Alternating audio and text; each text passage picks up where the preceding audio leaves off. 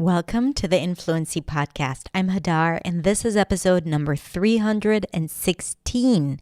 And today we are going to hear a story of resilience, persistence, and inspiration as we listen to the story of Mariana from DLanguages.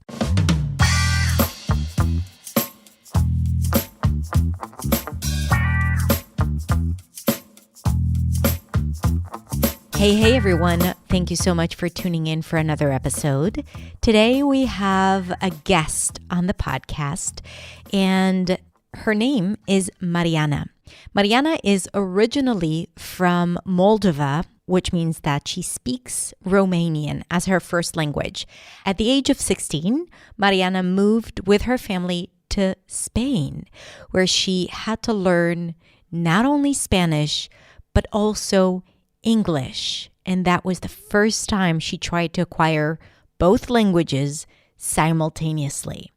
Her story is incredible, from struggling with understanding almost anyone around her to speaking four languages. She also speaks Russian, so Romanian, Russian, Spanish, and English. And now she teaches English and Spanish, and she does an incredible job in her business and with her students, teaching them how to speak with confidence and fluency. Mariana has such an interesting story, and a very funny one at that, and I cannot wait for you to hear our conversation. So let's dive into it.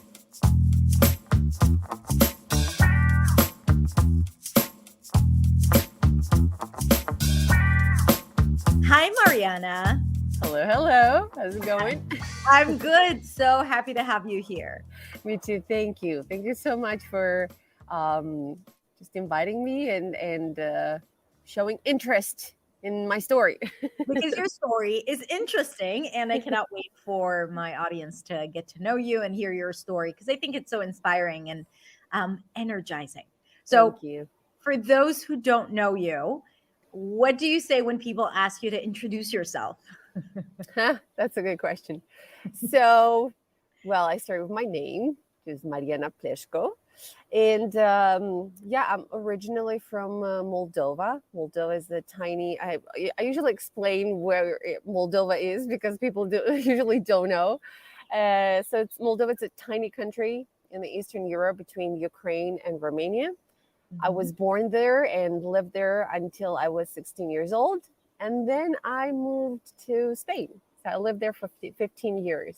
Yeah, 15 years. Yeah. And just for people who don't know, what language is spoken in Moldova? That's right. So my mother tongue is Romanian. This is the language that we speak there. That's the official language of Moldova.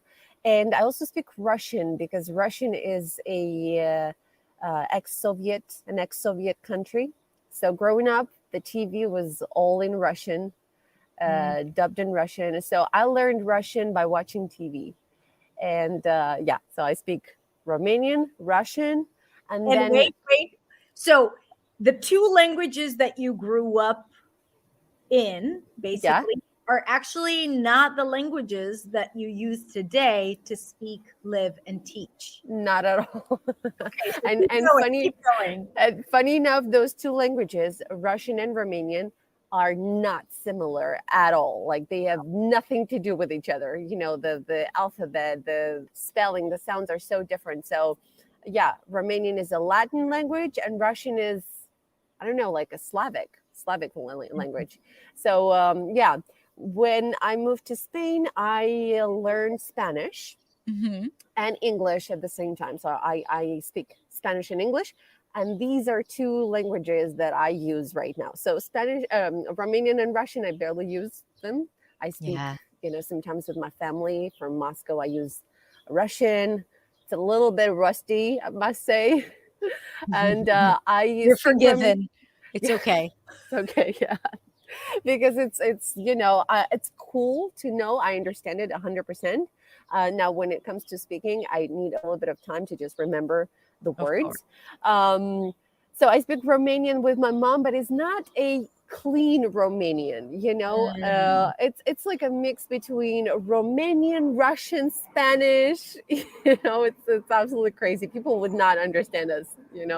So we have like our own language. I love it. It's great. That's the beauty of knowing so many languages, and you just mix them up. People that are fluent in many languages, I'm sure they do exactly the same thing. They know it. Yeah, and I think that when they try to recollect a word from one language, then that like probably a word from a different language comes up, For right? sure, for sure. And it's funny because when we speak with our family from Moldova, we use sometimes a word in Spanish and we don't even realize it. And they're like, what is that? It's like, I don't know that word.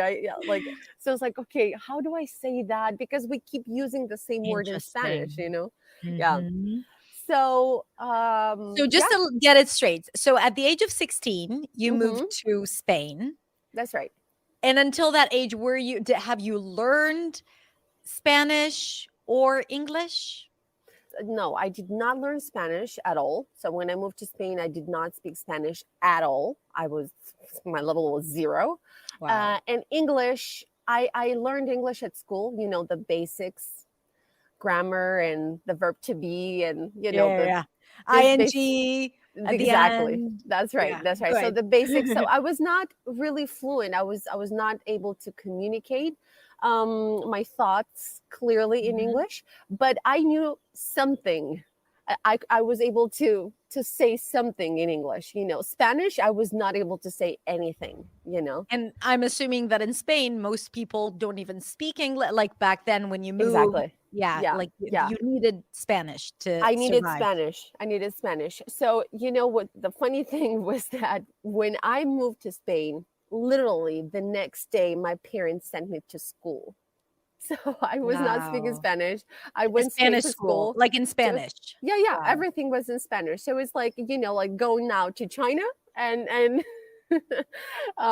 speak Figure Chinese. it out. Yeah, figure it out. Wow. So it was the first day it was so stressful. It's like, when you try to teach a baby how to swim, you just like, throw it into the swimming pool, Not and necessarily a good idea. not necessarily a good idea. Yes. I mean, I had no choice. You had So no choice. I literally learned Spanish, like the basics, in 3 months. So that was great.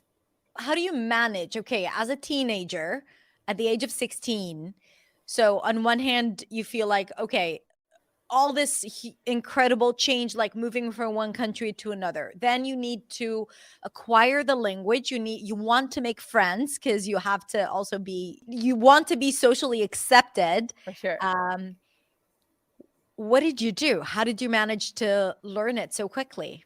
So the advantage of knowing Romanian. So Romanian and Spanish are Latin languages. So Mhm. there are words that are very similar. So I was trying to understand, I was able to understand some things because they resonated with me, because Yeah, Romanian was very similar. Like, for example, mesa, it's table, and masa, it's table in Romanian. interesting. So mesa, it's in Spanish, and masa, it's in Romanian. So some words were very similar, and I was able to understand, put them together. It was more intuition. So I was Yeah. just basing my my understanding on the intuition. Many times I'd fail. Many times I was like, okay, I didn't understand that properly. Um, Sometimes I'd make silly mistakes. People would laugh, but not because they would bully me or anything. It was just honestly funny. Yeah. So yeah, they found it funny, and this is how you learn. So I learned from my mistakes so quickly.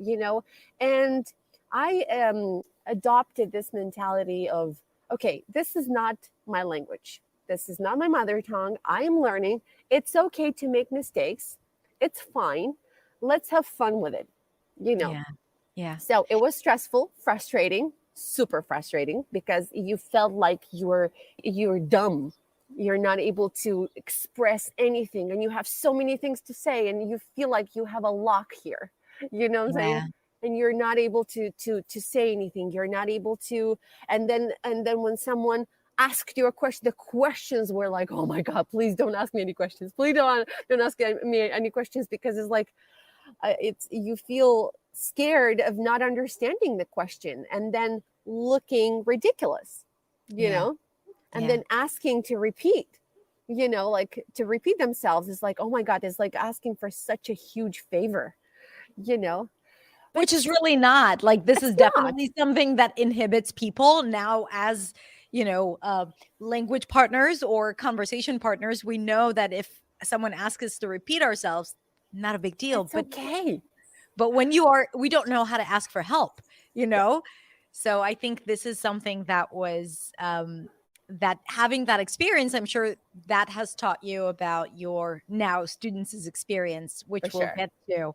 Yeah. I also want to mention, I think we're gonna go through your story and go back and forth between, the story and your teaching or your philosophy about teaching. Because it seems like, okay, so you use the word intuition, which I love. I always talk about intuition when I talk about teaching, because you gotta, at some point, it's not going to be clear, and you just have to trust the work that you've done, or trust your knowledge, or trust your understanding to be able to continue in a conversation. So I love that.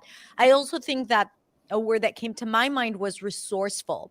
It felt like you were very resourceful. You were just figuring things out, and you made it work no matter what. Like, you could have said, I'm not going to school. I know stories of people who immigrated and their kids said, I'm not going to school, because they were so afraid. So you could have said that, but you said, no, I'm going to figure this out. I'm going to make it work. And the fact that you kept going, whether if it was in school or in a conversation, made it possible for you to see that progress in such a short time. Of course, you were very immersed in it, and the similarities in the language. For sure, What did you take from that experience to what is now your teaching?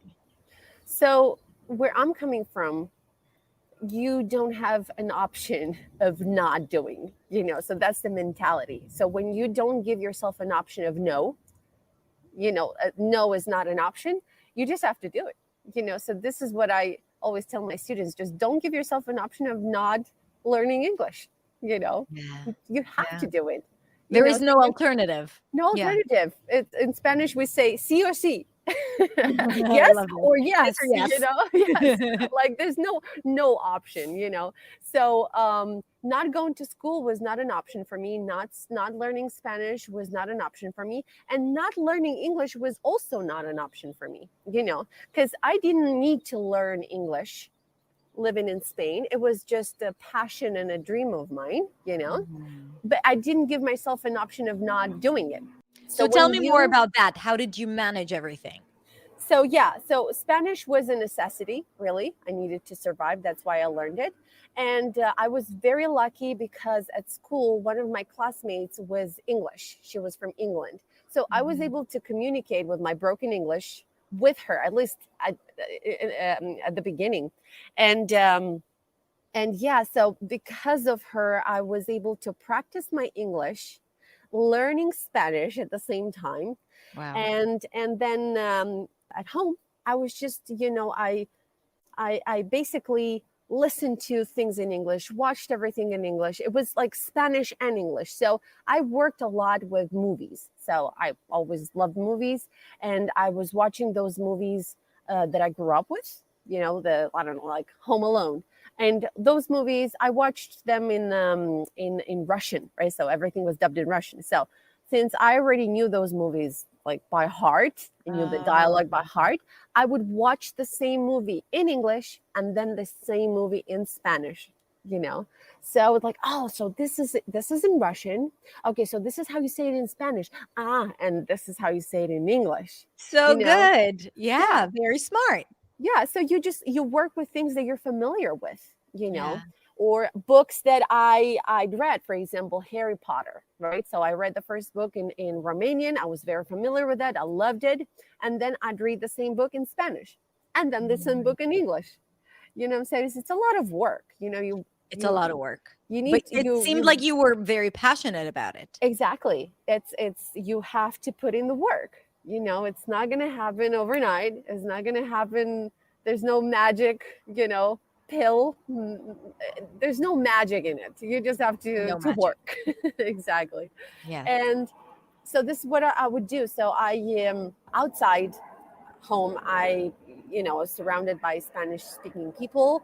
At school, I had to study the subject, all the subjects in Spanish. But at home, I created an English environment, right? So if I was in the kitchen, in the background, I'd have something on the computer, like a video or something, a movie, whatever, spoken English, so my Yeah. ear get used In loops, probably you repeated a lot of the same for content. sure. Yes, Yeah. like the same thing. So not just like a video, worked with it for a few minutes and then continued to the next one. No, I worked with the same one. So Yeah. the more I listened to it, the more things I was able to understand. And yeah, so it was like that. And then I would read in English. I would chat with people on Facebook. So I would join these random groups about topics I was interested in, and I was interested in fitness and eating healthy and all that stuff. So I met a girl from Estonia who lived. She's my friend now, who lives in Ireland. So she speaks Russian and English. So I would Oh, chat with her in English, and then if there was something that I didn't know, I would ask her in Russian. So she would help amazing. me, you Yeah. know. So it's just like that. So, for someone listening to your story, and I'm trying to kind of like collect all the things that you said that you did. So, here are a few things that you mentioned just to summarize up until this point. Hmm. One of the things that helped you was to watch a movie that you knew that was maybe previously dubbed in Russian. In your case, for other people, especially in countries where TV is dubbed or movies are dubbed, then Hmm. in your first language, so you know the content and you know the That's right. dialogue, Hmm. then to watch it in your target language, in our case, probably English, English, yeah. so that you're not struggling to understand the story, but you pay attention to the content. And then Hmm. to probably watch it over and over and over again and not just try to go through as many pieces of content or movies as possible, but to really focus on something that allows you to go deeper. That's right. So that's why you have to work with something that you love. A book that you absolutely love, a movie that you adore, that you don't mind watching You it need to over and over enjoy again. it. Yes, it Exactly. has to be fun. This is also Exactly. really critical. Yeah. And immerse yourself, right? Like you said, you surrounded yourself with English. It was always in the background. So people who are not immersed in English, this could help because For it sure. obviously worked for Absolutely. you.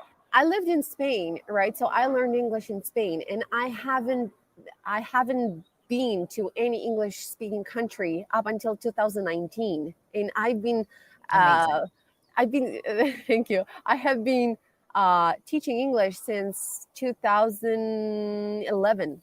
Hmm. Okay, so it was like I learned English living in Spain, and in Spain, English is not their mother tongue, right? Yeah. So it doesn't matter where you are in the world. Right now, with technology, it's so much easier to immerse yourself in the language. You just create your environment at home, Yeah. the English Yeah. environment at home, and learn. And you know what? Here in the United States, there are so many people that live here but don't speak English because they surround themselves with people that speak Spanish in this case, so Yes. most of my students are from Latin America, are Spanish speakers, and yeah, they've been living here for 30 years, 20 years, and they don't speak English because they don't surround themselves with English speaking people, Yeah. so it doesn't matter if you live in a country where English is spoken. I just had a student yesterday in one of my coaching sessions, and this is exactly what he said. He said, I live in Florida, but it doesn't mean anything because Exactly. most of my life I've lived in a Spanish speaking community, That's which right. makes it challenging. So you got to find solutions to allow yourself to communicate, and it doesn't have to be physical. Like you can Hmm. definitely find solutions online. And your story And many other stories of people who were able to achieve fluency despite the fact that they never visited an English speaking country or never had friends to speak with. You can find solutions. It's all about resourcefulness, and you are the example for that. Like, you find partners, so it's really good for people to see that it is possible. Absolutely. And if there's nobody you can talk with, just talk with yourself, because I was talking with myself all the time. It's just, you have to, So that's So, another good tip. Like, talk to yourself. Can you yeah. tell us? Can you tell us how you did it? Yeah. So, for example, I would name the things that I'd see, or things that I was doing. So if I was cooking, and I was peeling a potato, I would ask myself, how would I say peeling a potato in English or in Mm. Spanish? You know what I'm saying? Because it was at the same time, right? So just question yourself. If you see a person walking the dog, right, outside your window, how would you say in English, walk the dog? So like, ask yourself in your mother tongue, how would I say this in English? How would I say that in English? Name the things that you see, name the things that you are doing. Question yourself, like, for example, if you're writing something in your schedule or your diary, how would I say that in English? So Yeah. this way, it's so much easier right now, because you have translators, online translators. You can find the answer immediately. You can check your mistakes. You can correct your mistakes. I always tell my students this: say the sentence in English the way you think it's correct, right? Then type that sentence in Spanish in the translator. The translator will translate it into English, and then you Mhm. check the sentence of the translator and your sentence, and you can correct yourself. Mm. you know Yep, so it's so much easier right now it to is. communicate, to speak in English by yourself. Yeah. Okay, this is really, really good. What else did you do? Like, is there another uh, tip or trick that you can teach us that you use to learn Spanish and English? Yeah, what else? So in terms of pronunciation, the pronunciation is really important.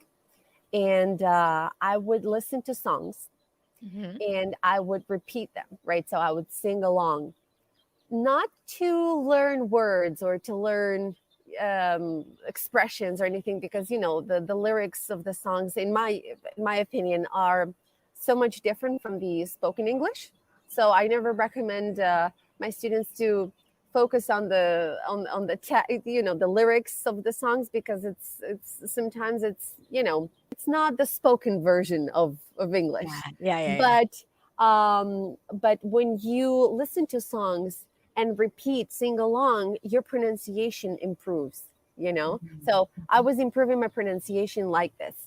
I would just listen to the song, and I was trying to copy the singer exactly the same way, the exact same tone. This is one way I was improving my pronunciation. Then another way, I was just listening to audios and applying the shadowing technique. The shadowing Mhm. technique is, for those people that don't know, is basically copying the native speaker, um, exactly, like the tone, the pauses, in the exactly the pronunciation, everything you hear, you just shadow, you just copy that person. So I would just work the same tongue twisters. I would just say tongue twisters in English and Love Spanish. tongue twisters. Mm-hmm. Yeah. They're fun. Okay, amazing. So moving along to the moment you said, I love English so much, I want to teach it, or maybe it was just like a random decision that ended up changing your life. What was it like? It was a random.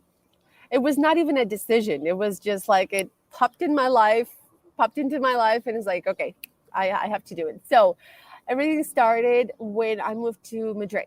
So when I moved to Spain, I was living in a tiny village in the east of Spain. So I was living with my parents, and then I moved to Madrid when I was 18, and I convinced my parents to pay for my rent and my food until I found a job. And I was studying. I was finishing my high school, and I was struggling a Wait, lot. wait, wait, wait. So you moved to Madrid on your own before you even finished high school. Exactly. Before I Very finished high brave. school. Yeah, because when I moved to Spain, my Spanish was not good. So I lost 1 year because they basically put me into a lower grade. So Mhm. I lost 1 year, and so I was 18, but I didn't finish high Got school. it. And also I took a gap year. Yeah, I was on a gap year as Mhm. well. And yeah, to learn Spanish and English to improve these two languages. So basically I was a little bit behind. I was determined to finish high school. So I went to Madrid to finish high school and also just to start my life, you know. And I was struggling because I couldn't find a job. So I was looking for a job. I was 18. Nobody was hiring. You have no experience. You know, the same crap. And I was living on 50 euros a month because the lady who who I was renting from uh, increased the rent out of the blue. Oh, wow. And yeah, so basically that left me with 50 euros a month for food. So I was desperate, and I could not ask my parents for more money because they would have told me, come back, we don't have more money, you know. Yeah. And going back for me was not an option because I did not like living in that village. It was too tiny. So one day I was on my way to the bank to, to take out money for rent. And then my bank disappeared. It was just gone. Poof, you know? So I was like, okay, what Oh is my going God. on? It was because they were like merging the banks in Madrid at that Okay. point, yeah. So suddenly my bank was gone. And instead of it, there was like a shoe store. I'm like, what the heck? Where's my bank? And then I could not go to a different bank because they would charge me, like the fees. So I could And you not couldn't afford afford it. exactly. So I was like, I needed that bank specifically. So I was walking down the street and I saw a girl smoking. I approached her and I asked her, "Can you please tell me where I can find this and this bank?" And she says, "Like, I have no idea, but if you want, I can Google it for you." That was in 2011. And so Google was around. And I was super happy. I was like, yes, of course, please. You did me a great favor. So we went inside. She was a receptionist. And while she was searching for that bank, I was looking around and I saw different doors, many doors. And on Mm. each door, there was a name of a scientist, like uh, Einstein, Newton. I was like, what is this place? So I turned around and I asked her, can you please tell me what this is? And she's like, oh, it's an academy. I was like, uh-huh. So what do you teach here? Well, we teach different languages, we teach math, we teach history, all these like subjects for school, like support for students that need help. I'm like, okay, languages. I heard languages. So do you teach Russian? I was like, no, we don't teach Russian, but we do teach English. And we just had a marketing campaign, and we Mhm. have a lot of students, and we're looking for 50 new teachers, English Oh teachers. my Yeah. goodness. I'm like, what? And she was like, do you speak English? And I was like, I had 3 seconds to answer that question. It's like, sure.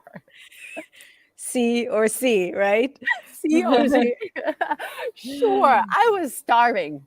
I Wow. needed a job, So I was like, yeah, sure. Yes, I speak. So she was like, would you like to come to an interview? And I'm Wow. like, yes. Okay. Oh, I Like, got goosebumps. I was like, yes, okay. And she was like, all right, great. So I would need this document, this information, this information. So she gave me the information of the bank. She found the bank. I went to the bank, got my money, went home, paid the landlord, got the documents she needed, went back, all those documents there, gave the documents, and then a few days later she called me and invited me to an interview. And I was like, what am I doing? What am I doing? I don't speak English well enough to teach it, you know? And I was like, okay, so they will probably test my English and they will find out that I'm I'm a scam and I don't really speak English. And then I was like, okay, well, what's the worst that can happen, right? And then I went. Yeah. And then Hadar, it was not an interview at all. You go there because it was such a shitty, academy. They didn't care They about just you. wanted you to know Yeah. yes, no, maybe. They did not care if you spoke English or not. They believed you, you know what I'm saying? So it was great for me, not so good for the Wow. students, And that was my window, basically. This is how I started teaching English. So the interview was basically, okay, so this is how we do it here. You go to students' houses, you have to prepare the classes, and then you have a paper, you sign here, you make the students sign it here, you write down how many hours you taught that day. And then at the end of the month, we're going to give you your money in cash. So there's Wow. not even a bank transfer or anything. So It it was was a like under dream the for table. you. Could not be better. Yes. I'm like, oh my goodness, I cannot believe it, So first class, I was super nervous. The first class was a complete disaster. Oh no. Disaster because the student knew more English than me. So it was like, okay, I have to get my things together, like I have to prepare, like really prepare. So I started Googling, I started investigating and researching, right? Like how to prepare a class. And I was like, okay, I'm an actor, right? I have to act like an English teacher. Get into the So character. like really, really, okay, so that was literally my first acting job.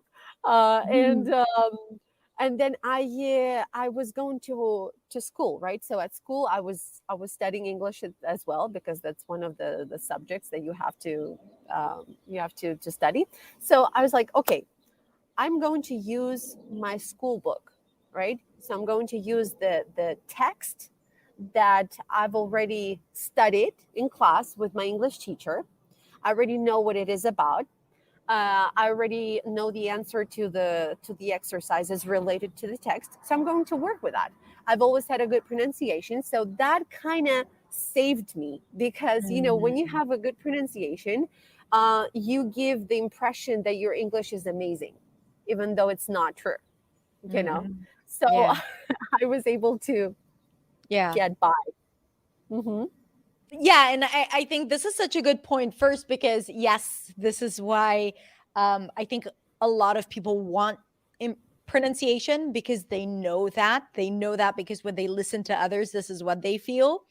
But at the same time, and I'm sure you have felt that, this is where it could create the imposter syndrome, or kind of like trigger it, because that people expect of you to be at a certain level, and then they might question For sure. your Every thing. single So as mistake that you make, and yeah, yeah, so as a non-native speaker, you're constantly wrapped up with those thoughts about how you're perceived, what you are doing, how you're doing it, how you're performing. I think this is something that a lot of people, a lot of non-native speaking teachers experience. And that was how many years ago that was? that was 12 years ago. 12 years ago, a Yeah, long time ago. a long time ago. Yeah, yeah, a long time ago. So so the pronunciation is important, because it gives you that, right, prestige, right? It gives you Mhm. the image of sounding good. Um, but yeah, it's definitely, I had the imposter syndrome for a long time. Sometimes I make mistakes. This is the reality, is that this is not my mother tongue. I speak it well, I think, well enough to teach it right now. And And just because you speak a language, it doesn't matter that you know how to teach it. I speak Spanish, Russian, and Romanian, and I have no idea how to teach those languages. Like, Yeah. it's there's no way I can teach them. I know how to speak them, but I don't know how to explain to you how to use a certain tense. I don't know what's the difference between one word and the other. Yeah. Yeah. So, uh, It's so important to know how to facilitate. Being a native speaker doesn't automatically make you a good teacher. absolutely not. Yeah. Not at And all. one more thing, and I think, and I read somewhere in an article that was published recently, we'll also link to it. It's on your Instagram account, and you said that 50% of your teaching is teaching English and 50% is helping your students build confidence. Can you speak more about that Absolutely.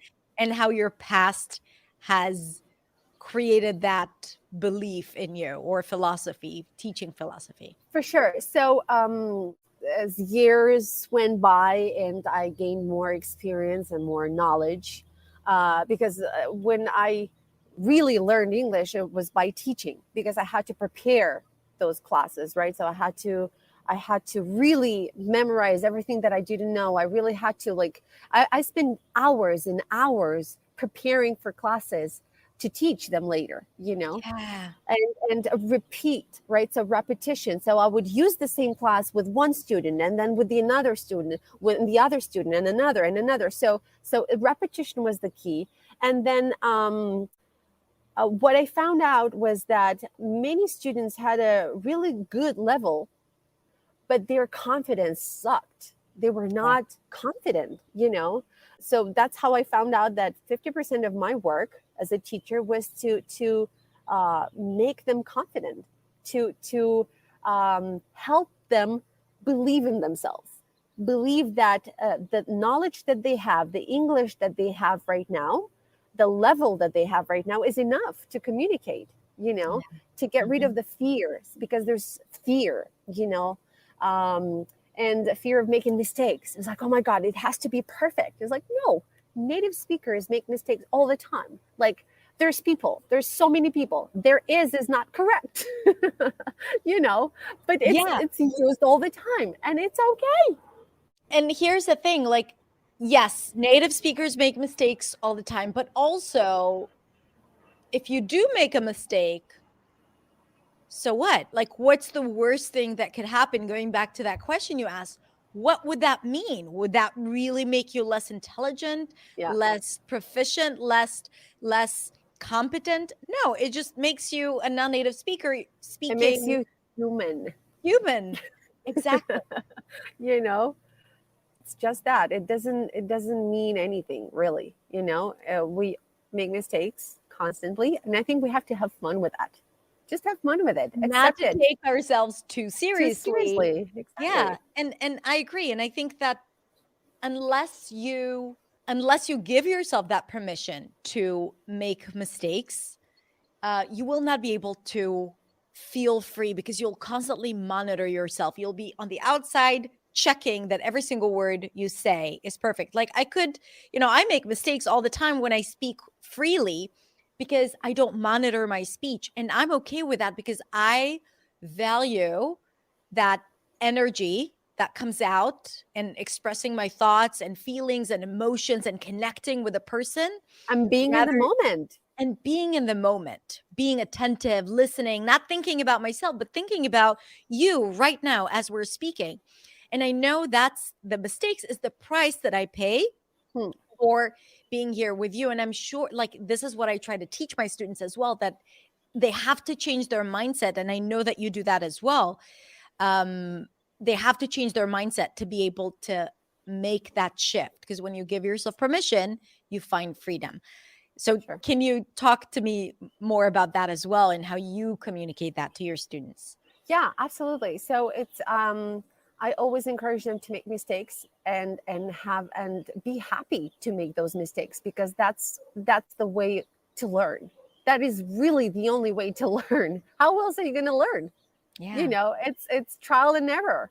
And this is how everything works. Like, we were not born experts in anything, so we needed to make mistakes in order to learn. So I always try to make them feel comfortable and give them the most positive and happy energy. I want them to.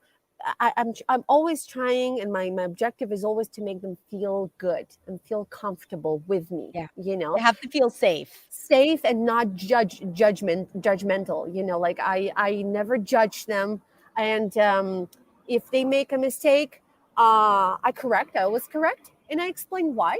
And there's like it's a fine, you know. And I always tell them you'll probably make the same mistake several times before you Yeah. actually register it, and it's okay. Don't worry Yeah. about it. I'm That going is to. the process. That That's it's right. impossible for it to happen any other way.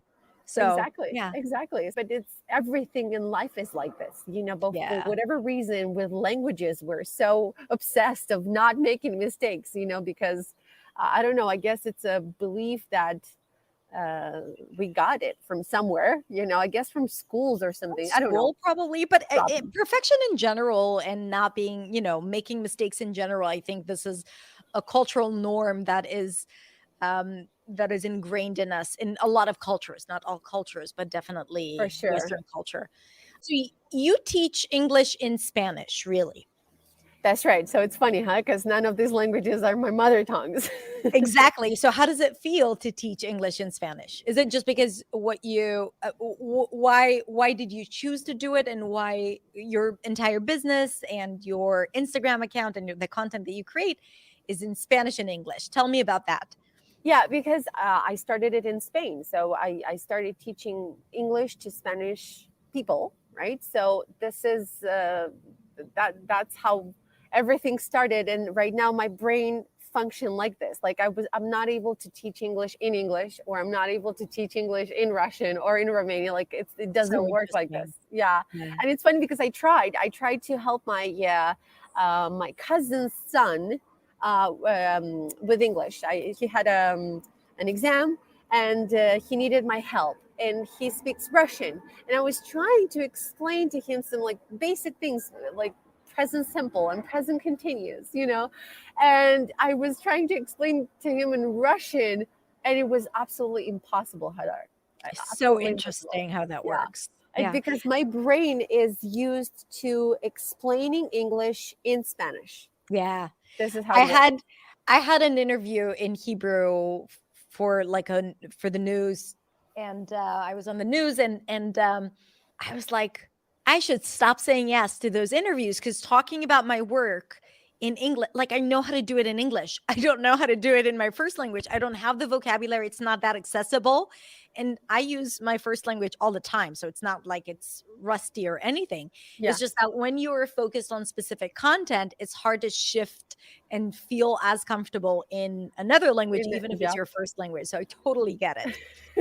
It's crazy how it's like you associate. So you associate this topic with a certain language. Yeah. You know, Yeah. like kids, like if kids grew up in a bilingual home, right? The mother speaks one language and the father another. So kids associate, okay, mother Spanish, father English, and they will change immediately. You know, if the mother speaks to them in Spanish, they will immediately switch to Spanish. Yeah. And they will not mix it. You know, It's so amazing. it's the same. Yeah, that's why I teach English in Spanish, because I started teaching English while I was living in Spain. And yeah, so my brain basically associates English, teaching English, with Spanish. Okay, that's great. What are the advantages for people to learn the language in their first language? I think there are plenty of advantages. So, like, why do you believe that it's important for people at least to get started learning English in their first language? In their first language, you mean In like Spanish. So Spanish speakers a Spanish should speaker to learn Mhm. English? to learn English in Spanish. Uh 'Cause huh. yeah, Like, because so a the lot of times, explanation. so I'll give you some background. Uh huh. In my community, there are a lot of teachers, Uh huh. and they sometimes, if they want to start a business, they don't know if they should be creating content in their first language teaching English, or in English teaching English. And they have this belief that it's very limiting, or they would feel very limited creating in their first language. So I would love Okay. for you to speak about the advantages in teaching English in another language. So I guess it all depends on how popular your mother tongue is, because in the case of Spanish, it's very popular. Mhm. So like half of Right. the world speaks Spanish, right? So it's definitely advantageous. Now, I guess it all depends on how comfortable you are teaching English in your mother tongue or teaching English in English. It all depends. Um, I've never thought of teaching English in another language or in English, for example, because it was never an option for me. But I guess it depends on how comfortable you are with the language. So Mhm. if you're comfortable teaching English in English, go ahead and do it. Because what matters, I think people shouldn't focus on how many views they get and how popular those videos are gonna be. They should focus on teaching. You know, Right. should focus on good content, on educational content that will actually help people. Should focus on helping people rather than the views, the likes, and going viral. Absolutely. And I definitely think that for people who are less experienced in hearing English or listening to English, there is a huge advantage when it's facilitated to them, when they have an easier entry into English, because a lot of times people who don't have a lot of experience listening to English, they may not understand, let's say, a video or content or a lesson that is fully in English. Yeah. Yeah, So I think it's so it depends on the level of the person. So if you're just starting out, you will not be able to understand a class in English. So that's the advantage of teaching. So maybe your audience is people who's just starting out with English you yeah. know Yeah. Mariana, this was such an incredible conversation, and you have such an interesting story. Thank you. What are your best piece of advice when it comes to learning, to self-learners, people who want to learn English on their own? I think they have to just use the language as much as possible. Just get out there. Just go outside and start speaking in English. Stop Yeah. learning those grammar rules. Stop learning the theory. I always give this analogy. How did we learn, all of us, most of us, how did we learn to bike? Taking the bike and riding it, right? This is Yeah. how it probably we fell so many times, got bruised knees, scratched knees, right? And this is how we learn. But once we learned it, we will never forget. So Right. English is very similar. Just grab it and write it. you Yeah. know? You can't visualize yourself riding your bike and then being able to do it the next day. Well, for Exactly. the most part. Yeah. So I Just absolutely agree. just do it. Yeah. Just do it. Speak it. Read it. Write it. Use the language. If you Yeah. don't use it, you lose it, right? And don't wait for it to be better to use it, because that's another thing that I see. Well, By the time when I learn how to use the perfect tense, no. it will probably never happen. And in theory, you probably know. So I have like many of my students um, have this the theory. They know the theory so well, the knowledge, right? They know the rules, how to use the certain tenses, but they don't know how to actually use it in the spoken English. Yeah. So Yeah. it doesn't matter if you know how to, the on paper you know how to use it, but in reality you don't. It's useless, really. So Yeah. just go out there, speak English with different people. It doesn't matter if they are native or not non-native. Just speak it. Anyone who speaks English, speak English to them. Just speak. Just Exactly. do Just it. do it. Yeah, absolutely. um okay, so before we go, one last question. You recently moved to LA from Spain. Hmm. So where do you see yourself 1 year from today? Where do I see myself? So I'm actually living a dream right now, living my dream. I am going to an acting school right now. It's a very nice and prestigious acting school, and I see myself continuing teaching English and also working as an actor. That's what I want to do. That's why I'm here in Los Angeles. Yes. So my dream is to make movies in English for my Mhm. students to learn from, Shadow. to exactly to shadow, and yeah. So basically, that make movies, keep teaching English, because for me, English is not just a language; is much more than that. And I know for many people, it's really important to know. It's life changing to know this language, and I want to help people to get their dreams to yeah to feel happy, because when you speak this language, especially when you're living here in the United States or in any other English speaking country, and you need this language, um, you feel happy when you speak it. You feel part of the society, because when you don't, you feel like an outcast, you know. Yeah. So Yeah. I want to help people get their goals and get and be happy, basically. I love that. Well, I'm sure that you're going to achieve this goal in 1 year or sooner.